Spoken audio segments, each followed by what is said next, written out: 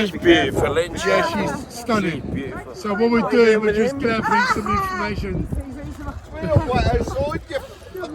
Look how beautiful she is. Yes. Oh, yes. Hey guys. So, you know, obviously it's all been confirmed that AJ will be training with Robert Garcia. Strange thing is, it hasn't been a consistent thing. It's been taking bits of everybody. I'll explain in a minute. Stand by. To my understanding, he picked you.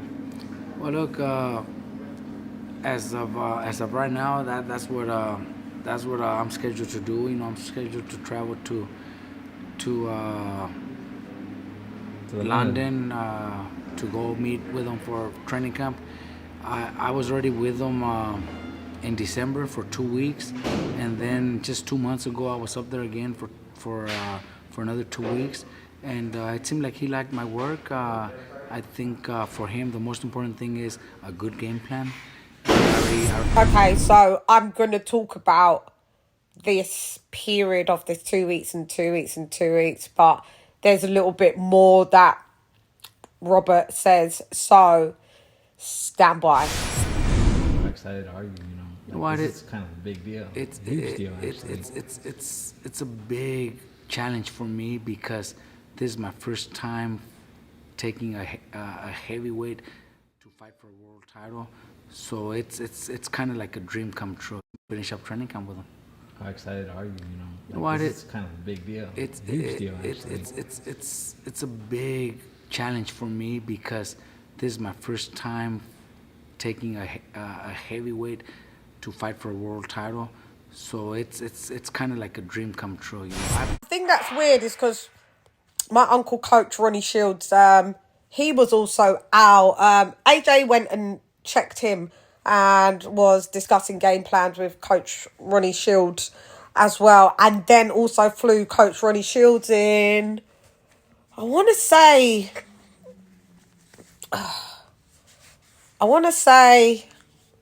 was it before me having COVID? I had COVID in December. I think it could have been, no, it was this year. I think Uncle Coach was there, I think January, February. AJ flew him in as well, and they went through some stuff. And he got some stuff from Hunter. And now the thing that worries me about all of this is, as you can hear, as I was right, Robert Garcia, an amazing coach, but not a heavyweight. And for him, this is a great look on his resume. But why would you go and be so risky, Anthony Joshua, and pick someone that's never trained a heavyweight and to world and elite level ever before on such an important fight to get back your belts? People's like, yes, if AJ feels comfortable with him, and I mean, you've got Coach Ronnie Shields, who was also a golden Olympian. Coach Ronnie Shields, who has trained heavyweights to elite level and cruiserweight, coming into heavyweight to be a heavyweight champion as well, been a part of that world of the Evander Holyfields. You know, did a couple fights with Mike Tyson, maybe one, but a camp, you know. And things like that, I wouldn't understand why. Yeah, I think that's a bit strange, a bit extraño. Muy extraño. I don't know. And if it goes wrong and he doesn't get the win, then, people, it was inconsistent. So you've had 2 weeks. So who's consistently been training AJ? I thought, having so far 6 months and not always looking at a pushback of a fight as a bad thing. You could have took the positive out of the negative and been like, get a more cohesive training camp because you've got a new coach. But it looks like he's had 2 weeks here. He had the geezer, Anthony Williamson, in Dubai for a month. And then you had a bit of Coach Ronnie Shields. You had a bit of Robert Garcia. I don't know what you did if you did anything with Reynoso, but I don't think so. And I'm not sure you saw Virgil Hunter. James Ali Bashir.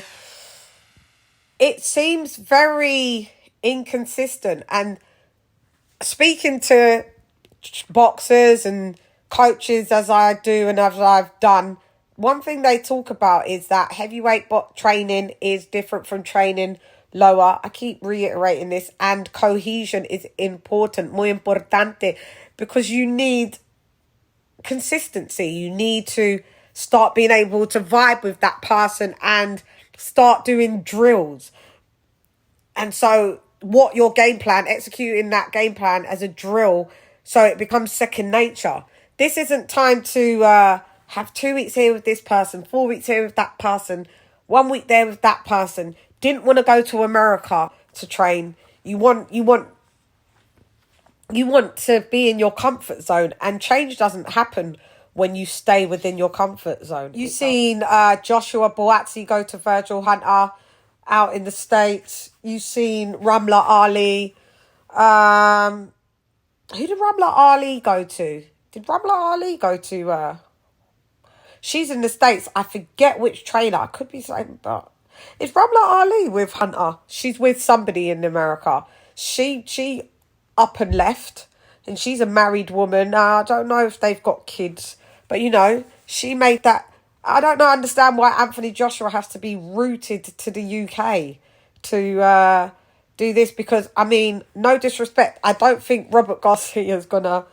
It's a big, massive change for Robert Garcia to leave, you know, West Coast America, being of Mexican heritage, to come to the UK. And in the UK, there isn't any Mexican people. Like, there isn't. Your coach to be comfortable.